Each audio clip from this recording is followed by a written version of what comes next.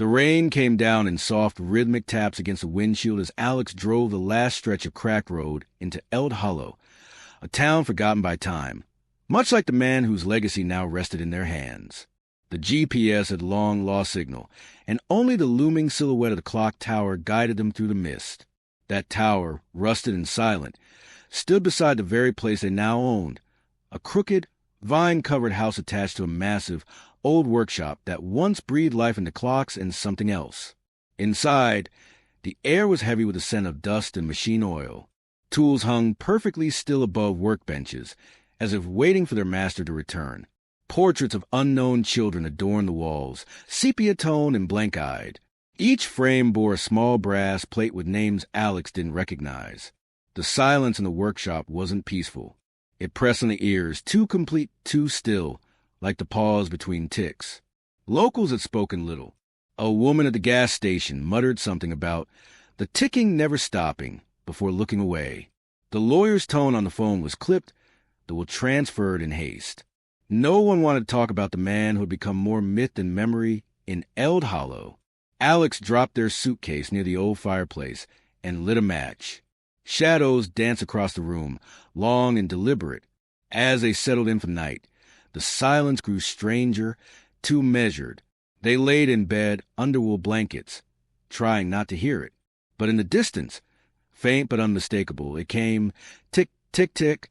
It wasn't coming from a clock. It was coming from inside the walls. Morning brought no warmth. Gray light filtered through the cracked shutters, painting everything in muted tones. Alex wandered the house, trailing fingers along dusty surfaces, avoiding the closed door that led to the workshop. They found themselves in the study, a small room lined with shelves, most of which held blueprints, journals, and clock parts scattered in glass jars like strange organs. On the desk, resting atop a faded leather blotter, was a thick envelope sealed with deep red wax. It was addressed in sharp, looping script, "To my children." Beneath the envelope lay a small brass key, delicate, ornate, shaped like a skeletal hand. Alex felt a chill as their fingers wrapped around it. It pulsed with subtle warmth, as if freshly used. The letter crinkled as it opened, the parchment almost too dry to touch. The message inside was brief, but chilling. "They wait for me still, but time is cruel. If you are reading this, I am gone. The children are not finished, not whole. You must help them. Use the key. Complete the circle. They deserve life. I promise them." There was no signature, no date, just those words and the faintest scent of something sweet and metallic, like rusted sugar.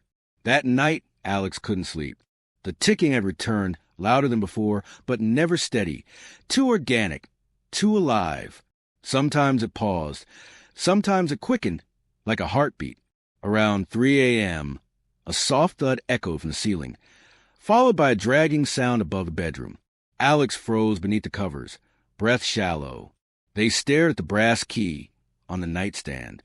It gleamed faintly in the dark, as if it knew it was being watched. When morning came, they found footprints in the dust near the attic door. Small, bare, not theirs. Alex waited until mid-afternoon, when sunlight pierced through the gray clouds just enough to cast shadows sharp enough to trust. The brass key hadn't moved, but seemed to hum now, vibrating ever so slightly when touched. They slipped into their pocket and approached the workshop, the air colder with each step. The main door creaked open into silence. Dust hung in the beams of light like slow snow, disturbed only by Alex's footsteps. At the far end of the workshop, a tall grandfather clock stood still at 12:01, its hands frozen, its face cracked. To its left, behind a loose wooden panel, something clicked when Alex passed. Guided by instinct, or perhaps something deeper, they pressed the panel. It swung inward to reveal a concealed door, its lock shaped like the brass key. The moment the key slid into place, every clock in the workshop shivered to life. One by one, they began ticking in unison, not loud, but clear like synchronized breathing. Beyond the hidden door lay a narrow staircase, spiraling downward. Alex descended slowly, lantern in hand, the air growing stale and metallic. The stairs opened into a chamber that didn't belong in a place like this. lined with red velvet wallpaper, brass fittings, and thick black curtains. In the center stood a circle of chairs, each occupied. The automatons were child-sized, 12 of them, dressed in simple, old-fashioned clothing. Their porcelain faces painted with astonishing precision, rosy cheeks, tiny lashes, glass eyes so real they seemed to shimmer in the lantern light. One had a missing finger. Another had a faint crack on its cheek. But all of them sat upright, facing inward as though mid-conversation. Alex stepped closer. The air here was thick, oppressive. Then one of the children blinked. Just once. Alex stumbled back, the lantern nearly falling from their hand. But the automaton sat perfectly still now, eyes glassy again, head tilted in the exact same position. And yet, it was different. Its mouth, slightly more open, a change too subtle to trust, too precise to ignore. As Alex turned to leave, the clocks above started chiming. Not midnight, 12 chimes, one for each child. And just before the door closed behind them, Alex heard the whisper, soft, metallic, unmistakable. Welcome back. Sleep became a stranger after that night. Alex lay in bed with eyes wide open, watching shadows crawl across the ceiling like fingers. The ticking followed them everywhere now, not just from the clocks, but from behind walls, beneath floorboards, even inside the plumbing. Rhythmic, coordinated. It felt conscious. They tried to rationalize it. Stress, inherited paranoia.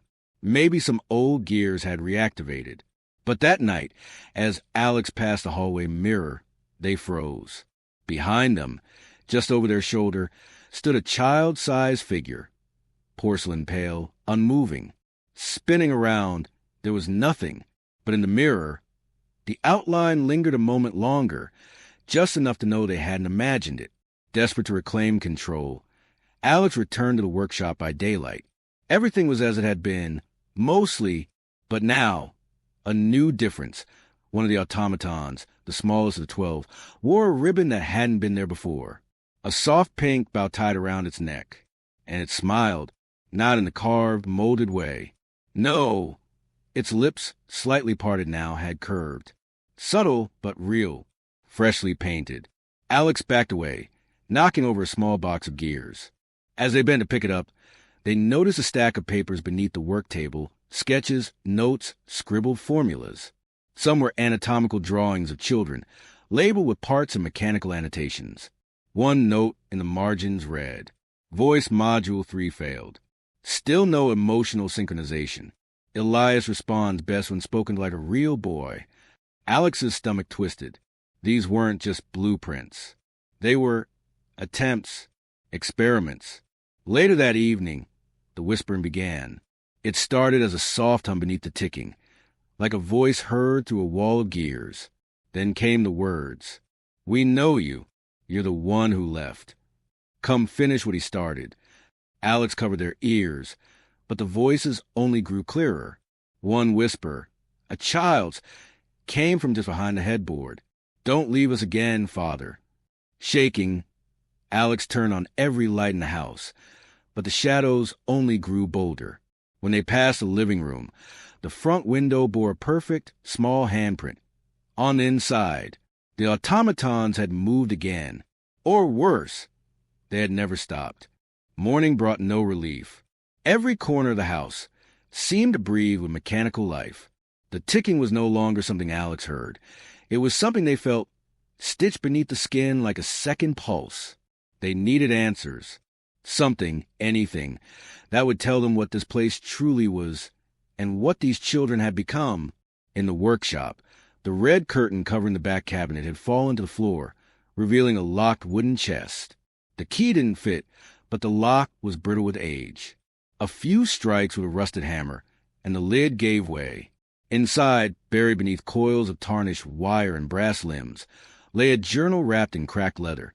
Its cover was unmarked, but when Alex opened it, a single name was scrawled across the inside. Elias. The pages told a story too horrifying to ignore. The Clockmaker had once been a brilliant man. Lonely, reclusive, devastated by the death of his only son. His grief grew into obsession. The journal documented his descent as he began searching for lost souls to rehouse. Orphans, he wrote, forgotten children no one would miss. He began to build vessels, mechanical bodies powered not just by gears, but by something else. The soul is weightless, he wrote, but memory is not. If I bind a memory, the soul will follow. Early entries were filled with diagrams, equations, precise notes. But as the pages progressed, his handwriting became erratic, desperate. He spoke of voices in the walls, of children whispering his name from inside unfinished shells. He wrote of Elias, the first successful fusion. He cries when I leave. He knows who I am. He is my son again. Then came the final entries. They have grown strong. They resist commands. They ask questions. They want more. Elias watches me when I sleep. He no longer waits for instruction. He calls the others his siblings. They want me to make more. The last page bore no words, only a drawing. 12 porcelain children, holding hands in a circle. In the center, a 13th figure stood taller, not mechanical, not childlike, just a silhouette labeled. You. Alex dropped the book, heart pounding. Outside, the clocks had stopped. Inside the walls, something began knocking, not from one place, from all directions. The knocking didn't stop. It grew louder, more deliberate, more synchronized. 12 distinct taps in perfect rhythm. Alex backed into the hallway, journal still in hand, breath caught somewhere between panic and disbelief. The walls throbbed with mechanical life, and somewhere beneath it all, the sound of gears turning, winding up, preparing.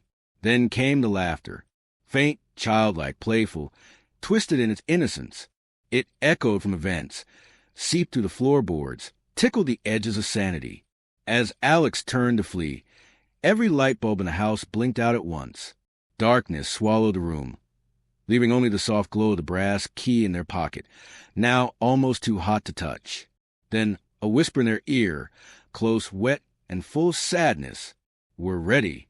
Compelled by something deeper than fear, Alex descended into the hidden chamber once more. The air was suffocating, thick with the scent of old metal and something worse, like scorched fabric and rotting wood. The automatons stood now, no longer seated. Their glass eyes tracked Alex in perfect unison, heads turning with slow, mechanical grace. Elias, taller than the others, stepped forward, his mouth open, not on a hinge, but like skin stretching around teeth. We waited, he said, voice smooth, human, almost. You promised us life. You gave us pieces, but we want the rest. Alex shook their head, voice caught in their throat. I'm not him. I didn't build you. But you're all that's left, Elias said, and the circle must be closed. The others began moving, surrounding Alex in a slow, clock-like pattern, feet clinking against the metal floor. Their tiny fingers opened and closed in unison, preparing. Elias reached out, placing his cold hand on Alex's chest. You carry his blood, he whispered. That's all we need. Suddenly, a blast of air swept through the chamber, and all the clocks in the house began to tick again. Only now faster, louder, spiraling towards something unnatural. The automatons shivered. Elias smiled. The process had begun. Alex collapsed to their knees, vision blurring, heart racing to match the ticking. A light burst from the key in their pocket, engulfing the room. Then silence, and in that silence, a child's voice whispered, "One of us." The light from the key faded, leaving the chamber drenched in shadows thicker than before. Alex's body trembled, every nerve alight with an energy both alien and ancient. The automatons gathered closer, their porcelain faces inscrutable under the flickering lantern glow. Elias's eyes, those two real, shimmering orbs, held a strange mixture of hope and sorrow. We are incomplete without you, Elias said softly, voice echoing like a melody trapped in a clockwork box. The circle must be whole. Time is a thread that binds us. Alex swallowed hard, thoughts racing. The promises etched in the journal, the whispers from the walls. It was all true. These children were more than machines. They were souls caught between moments, waiting for release or rebirth. The workshop's walls seemed to pulse with each tick. Shadows danced as if alive, stretching toward Alex, wrapping the room in a tightening embrace. Then a voice, not Elias's, called from the darkness, harsh, cracked, and weary. Stop this madness. A figure stepped forward, old, gaunt, eyes burning with regret. The clockmaker himself, or a ghost of him. His hands trembled as he held a rusted wrench, the tool of his tragic craft. I failed you once. I won't do it again. Alex looked from the clockmaker to Elias, torn between fear and resolve. What happens if I refuse? Elias's smile faltered. You become one of us, bound by gears, forgotten by time. The clockmaker knelt, placing the wrench gently beside the circle. There is still a choice. You can break the cycle, destroy the heart of this machine. From the floorboards, a heavy thudding began. The old clock tower above groaned, as if awakening from a long slumber. Time itself seemed to shudder. Alex stood, heart pounding like a hammer strike. They reached into their pocket, fingers brushing the key, feeling its warmth and weight. The circle closed tighter. The final hour was upon them. Alex's hands trembled as they stepped forward, the weight of the brass key heavy in their palm. The clockmaker's warning echoed in their mind. This was their only chance to end the cycle of sorrow and mechanical resurrection. The children's glassy eyes followed every move, waiting expectant, their whispers fading into a tense silence. At the center of the chamber lay a large, ornate clockwork device, part heart, part machine.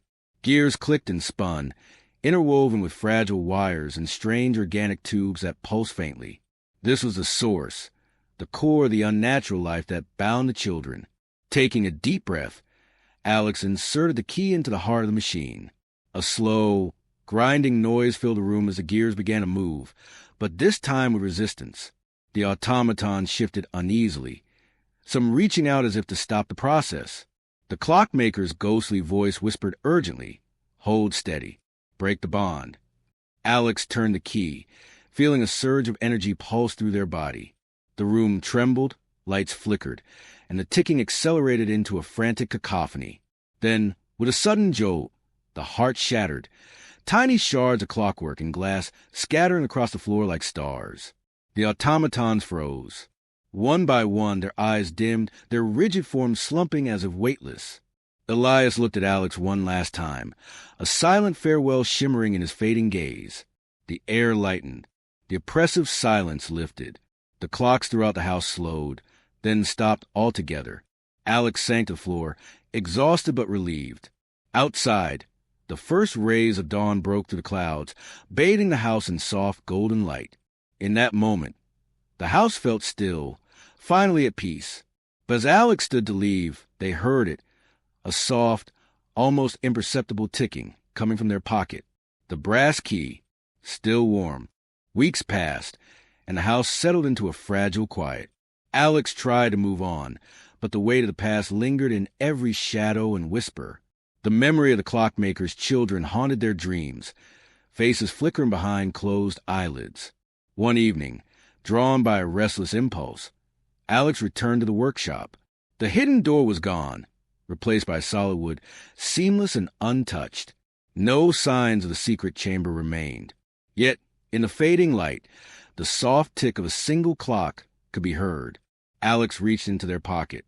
The brass key was gone. In its place, a small, delicate handprint glowed faintly on their skin, warm, real, and unmistakable. The past was not finished with them. Time, after all, has no end,